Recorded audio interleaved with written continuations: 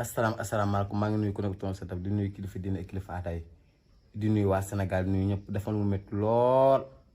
dafa ko tas sama yaakaar dafa ko xam ne dafa tas sama yaakaar tas yaakaar waa àdduna bi tas yaakaar waa Sénégal muy ko su ma ne Ablaye Faye ki ma waxoon may na ma oto bi yëkkati oto bi jox ma heure bi daal dama joxoon terrain boo xam ne kenn métti ko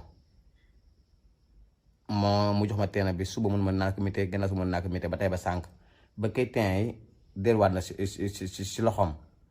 moom benn affaire bu ma métti sama biir xol mu dig ma mu jël oto jox ma ko Sénégal ñëpp taxaw mun na ma woo journaliste woo ñëpp mu woo ñëpp taxaw sëñ bi man ko naat léegi yëkkati na oto jox ma son daal nga métti ko mu suba naa ko métti ba tey mu dig ma ne ma indi oto bi ma métti ko ma jox ko oto bi ba tey ba sànq te yenn oto bi jël na yëf otom jël na otom bàyyi ma noonu man maa ngi toog di souffrir samay noonu ku ne sotti seen bañ di reetaan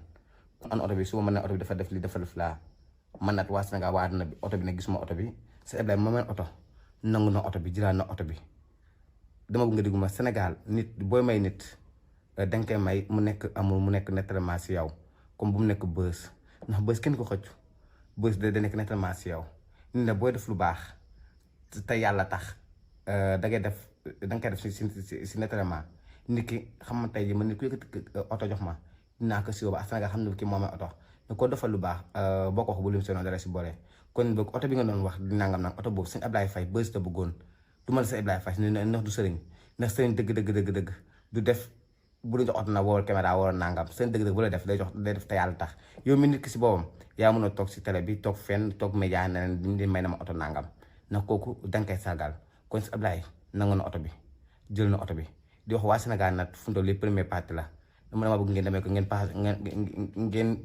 yóbbu ko Touba bu Touba bu ñëpp ñibbisee ba pare naa woote conférence presse wax leen kan mooy sëñ Ablaye wax leen lu muy liggéey wax leen kan mooy sëñ Ablaye man nag takku naa ba pare kon bëgg waa Sénégal waa àdduna bi oto bi ñu doon wax Ouzin Keita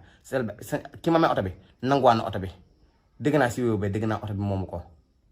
da ngeen bëgg a xam ne nekk si biir nat buñ julee demee Touba pare dinaan wax kaa bi naka la fan la a naka la